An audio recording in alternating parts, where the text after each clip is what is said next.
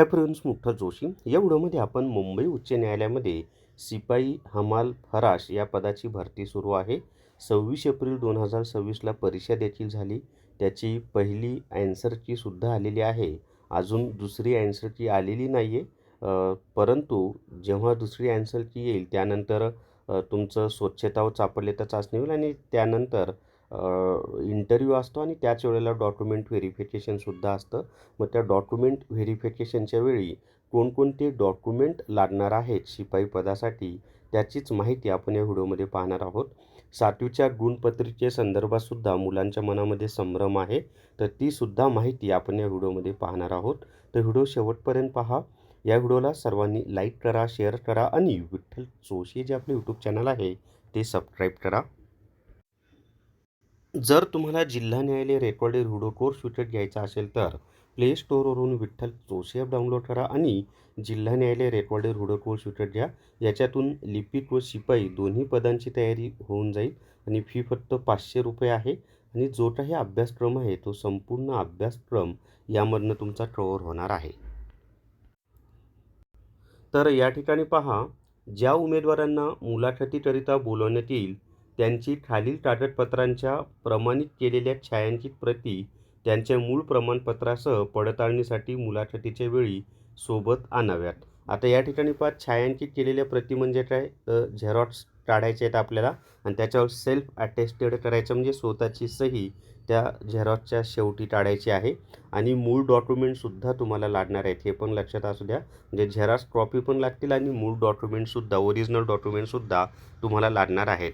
आता त्याच्यामध्ये जन्माचा पुरावा म्हणून तुम्हाला जन्मतारखेच्या पुराव्याचा दाखला, त्याच्यामध्ये शाळा सोडल्याचे प्रमाणपत्र पाहिजे.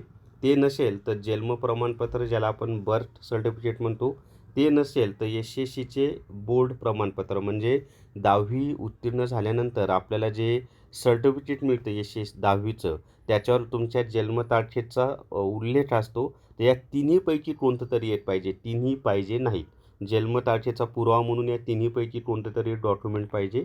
त्याच्यानंतर आणि डॉक्युमेंट याचप्रमाणे लावायचे आहेत बरं का, त्यांनी जो क्रम दिला 1, 2, 3 त्याचप्रमाणे वरून खाली. शैक्षणिक पात्रतेच्या परीक्षेचे गुणपत्रक. आता याच्यामध्ये गुणपत्रकमध्ये पहा, 7वी, 8वी, 9वी, 10वी, 12वी किंवा तत्सम डिप्लोमा कोणत्याही मान्यताप्राप्त बोर्ड किंवा विद्यापीठातून प्राप्त केलेला इत्यादी. आता याच्यामध्ये काही जणांकडे म्हणजे बऱ्याच जणांमध्ये 7वी, 8वी, 9वीचं नसतं, पण 10वीचं असतं, 12वीचं असतं किंवा अजून तुम्ही उच्चतोत्तर शिक्षण घेतलं असेल तर ते असतात. तर हे नसले तरी टेन्शन घेऊ नका, कारण उच्च अर्हता असलेले जे गुणपत्रक आहे ते तुमच्याकडे आहे. त्यामुळं 7वी, 8वी, 9वीचं तुमच्याकडे गुणपत्रक नसेल तरी टेन्शन अजिबात घेऊ नका. असेल ओरिजिनल शाळेतून मिळालेलं तर ते लावा, नसेल तर अजिबात टेन्शन घ्यायचं नाही. आता त्याच्या खाली पहा, मग 10वी 12वीचे तर असतात तेच लावा. मग वर 10वी, त्याच्या खाली 12वी, त्याच्या खाली डिप्लोमा केलेला असेल तर तो, किंवा ग्रॅज्युएशन झाले असेल तर ते. म्हणजे फॉर्म भरताना तुम्ही जे एज्युकेशनल क्वालिफिकेशन दिलेलं आहे तो त्या ते सगळे सर्टिफिकेट तुम्हाला इथे लावावे लागतील. त्याच्यानंतर काही शाळांच्या किंवा बोर्डाच्या गुणपत्रिका टक्केवारीऐवजी ग्रेडच्या स्वरूपात दिल्या जातात. मग त्यांचं शाळेमध्ये किंवा कॉलेजमध्ये जाऊन किंवा विद्यापीठात जाऊन गुणांच्या स्वरूपात त्याचं कन्वर्ट करून तुम्हाला ते आणावं लागेल.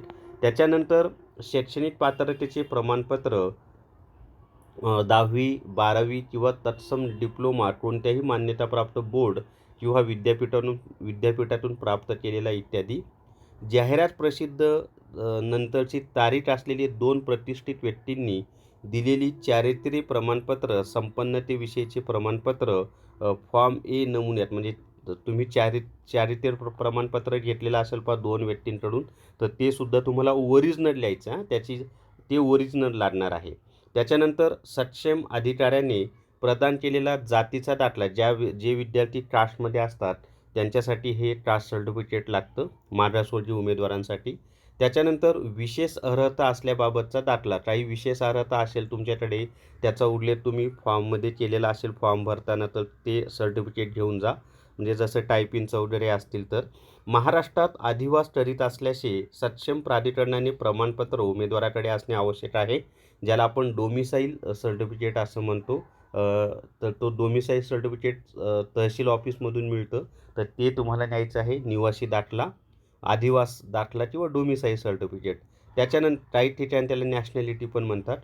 रोजगार विनिमय किंवा एम्प्लॉयमेंट एक्सचेंज कार्यालयात नोंदणी केली असल्यास नोंदणी प्रमाणपत्राची प्रत. जर तुम्ही नोंदणी केली असेल तरच हे न्यायचे, नोंदणी केली नसेल तर न्यायची आवश्यकता नाही. उमेदवार शासकीय कर्मचारी असल्यास सक्षम प्राधिकाऱ्यांची कार्यालयाची मंजुरी घेतल्याचे ना हरकत प्रमाणपत्र आवश्यक राहील.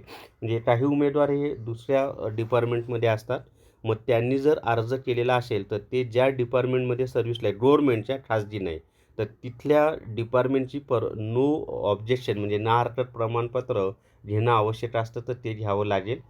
त्याच्यानंतर उमेदवारांच्या नावात बदल असेल तर त्याच्या किंवा तिच्या नावाच्या बदलाबाबत दस्तऐवज जसे की शासकीय राजपत्र, सक्षम प्राधिकरणाने जारी केलेला विवाह प्रमाणपत्राची प्रत इत्यादी. म्हणजे खास करून हे मुलींच्या बाबतीत आहे. लग्न झाल्यानंतर त्यांचं नाव बदललं जातं, तर मग त्यांच्यासाठी ते एकतर तुमचं मॅरेज सर्टिफिकेट लागतं किंवा गॅजेट तयार करून घ्या. मॅरेज सर्टिफिकेट नसेल तर गॅजेट कुठेही आपलं जे सेवा केंद्र असतात तिथं करून देतात ते गॅजेट. त्याच्यानंतर संबंधित इतर आवश्यक कागदपत्रे ऑनलाईन अर्जामध्ये दिलेल्या माहितीच्या अनुषंगाने. त्याच्यानंतर न्यायालय प्रशासनाने मागणी केल्यास इतर कोणतेही दस्तऐवज. आता आपण 7वीच्या गुणपत्रिकेच्या संदर्भात पाहूया. तर या ठिकाणी पहा की शिपाई हमाल फराश पदासाठी 7वीमधील गुण नमूद करणे अनिवार्य असेल.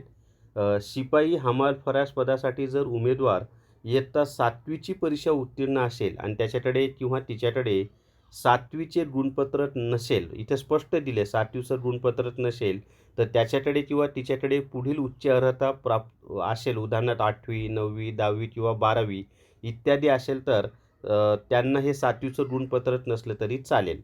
लक्षात आलं आहे का? म्हणजे जे विद्यार्थी 8वी, 9वी, 10वी, 12वी असं शिक्षण झालेलं आहे त्यांच्या किंवा ग्रॅज्युएशन झाले त्यांच्याकडे 7वीचं गुणपत्रक नसलं तरी चालेल.